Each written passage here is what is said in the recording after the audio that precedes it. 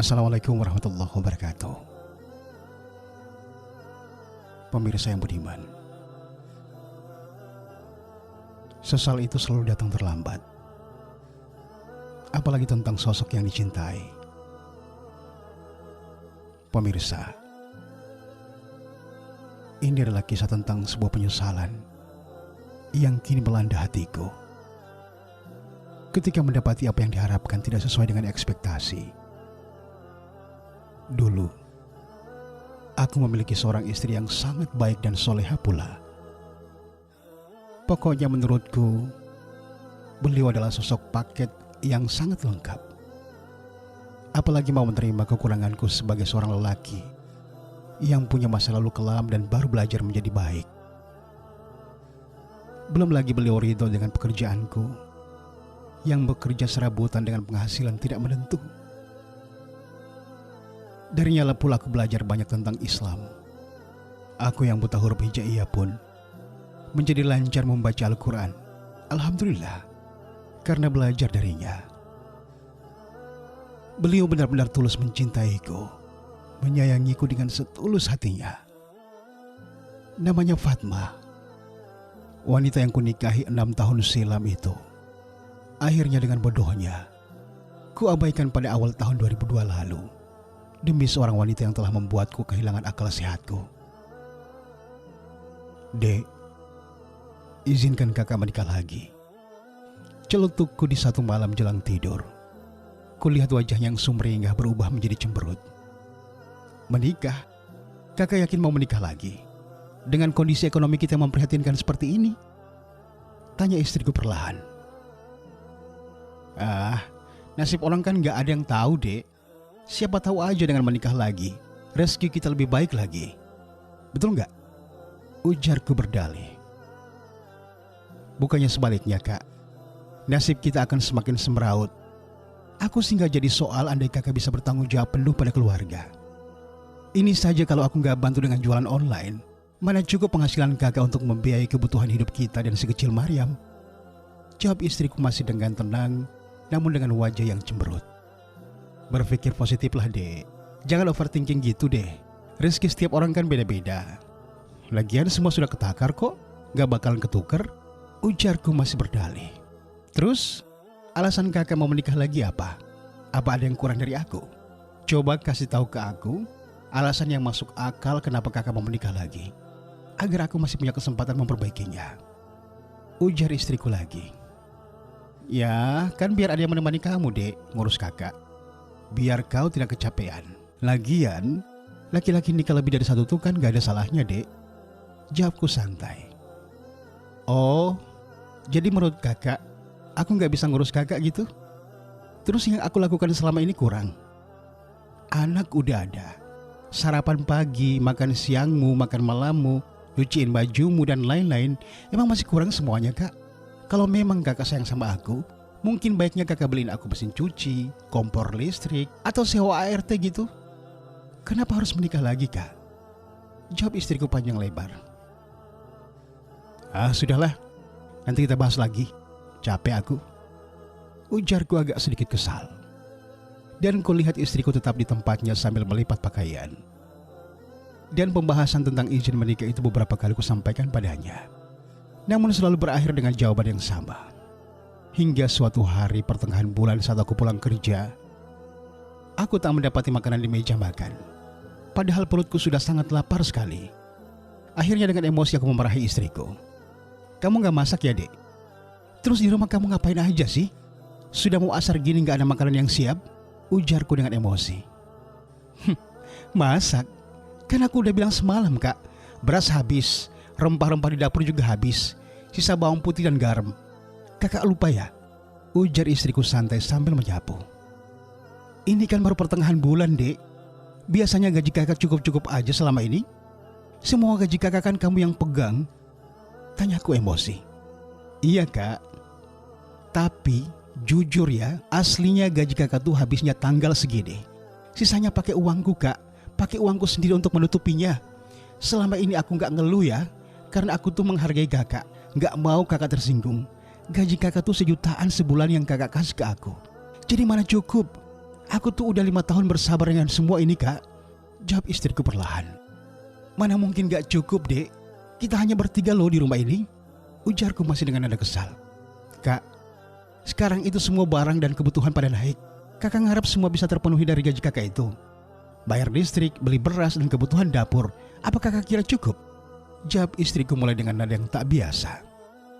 Terus, kenapa kau gak pakai uangmu dulu seperti biasa untuk menutupi kekurangan yang ada? Tanyaku agak mereda. Enaknya di kakak dong. Aku dan Mariam ini tanggung jawabmu, Kak. Semua gaji kakak itu hanya habis untuk kebutuhan rumah tangga kita. Gak ada sepeser pun aku pakai untuk keperluan pribadiku. Kebutuhan Mariam tuh aku yang talangi, Kak. Baju-baju aku dan Mariam juga aku beli dengan uangku sendiri. Hasil pendapatanku jualan online, Kak. Jawab istriku lagi. Nah, gunanya istri itu saling menopang, Dek. Aku ini sudah maksimal berikhtiar di luar sana. Kalau pendapatanku masih segitu, disyukurilah. Kau kan juga istriku. Ujarku lagi. Nah, kakak aneh deh. Baru segitu aja sudah membelas. Terus ngotot mau menikah lagi. Aku dan Mariam aja belum maksimal kau nafkahi, Kak. Malah mau menambah beban baru. Makanya, Kak, kalau punya niat setinggi langit tuh, maksimalkan ikhtiarmu. Yang akan kau nikah itu anak gadis orang loh, Kak. Mau dikasih makan apa kalau tanggung jawabnya sudah beralih padamu? Jawab istriku merasa menang. Jangan samakan dengan itu, Dek. Mungkin rezeki kakak hanya segini saat bersamamu. Kali aja akan lebih baik bila bersama orang lain. Karena rezeki orang tuh beda-beda ya.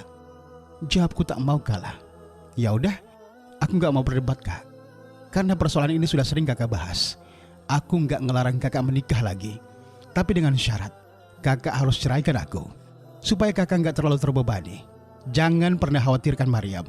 Karena aku masih sanggup memenuhi kebutuhannya.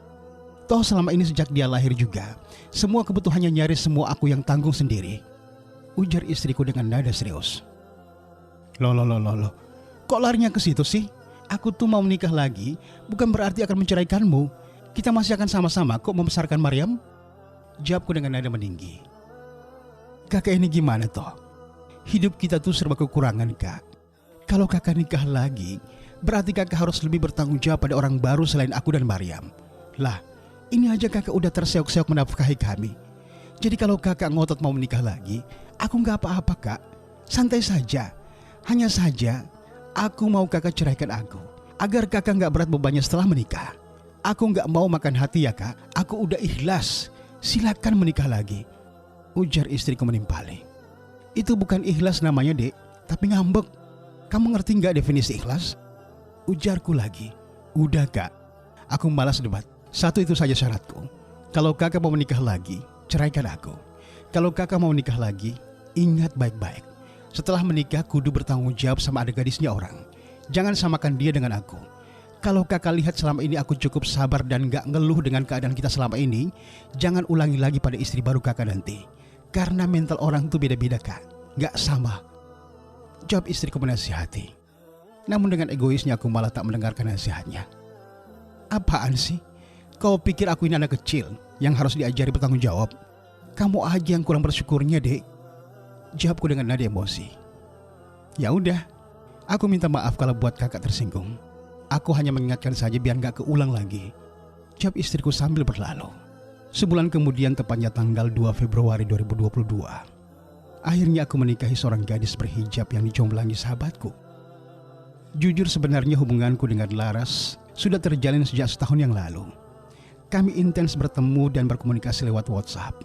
Tapi semua tak diketahui oleh Fatma. Pernikahan itu pun semua sepengetahuan Fatma dan keluarganya. Dan aku melepasnya sesuai permintaannya. Ada beberapa kesepakatan yang telah kami buat, terutama soal anak. Semua berjalan dengan tanpa masalah. Karena mantan istriku Fatma memang sudah ikhlas melepaskanku untuk menikah lagi. Sebenarnya dari lubuk hatiku ingin tetap mempertahankan pernikahanku dengan Fatma. Tetapi Fatma benar-benar tidak mau dimadu. Dia lebih memilih bercerai ketimbang harus berbagi. Sementara aku terlanjur suka banget pada Laras, wanita yang kunikahi kala itu. Pemirsa yang baik, perjalanan waktu yang membawa kami pada kehidupan yang lebih baik. Laras adalah wanita yang tepat menurutku. Selain seorang ASN, Laras juga sangat sayang padaku. Aku begitu bahagia kala itu. Hingga pada bulan Sya'ban tahun 2022 itu juga, Fatma mengirimkan undangan pernikahannya ke rumah. Ternyata sudah ada laki-laki yang meminangnya. Dengar-dengar pria itu adalah teman sesama kajiannya. Sebagai mantan suami, aku turut berbahagia mendengarkan kabar itu. Semoga saja Fatma menemukan orang yang tepat dan lebih baik dariku. Sementara aku menjalani hari-hariku penuh bahagia. Hingga akhir tahun 2022, tepat pertengahan Desember, istriku mulai menampakkan perubahan. Penghasilannya yang lebih tinggi dariku selalu menjadi alasan utama pertengkaran. Aku dianggapnya numpang hidup darinya. Padahal semua penghasilanku semua kuserahkan padanya. Beberapa kali juga aku mendapat kabar dari teman-teman dan orang-orang yang mengenali kami. Katanya istriku punya pria idaman lain di kantornya. Aku cukup geram dengan keadaan itu.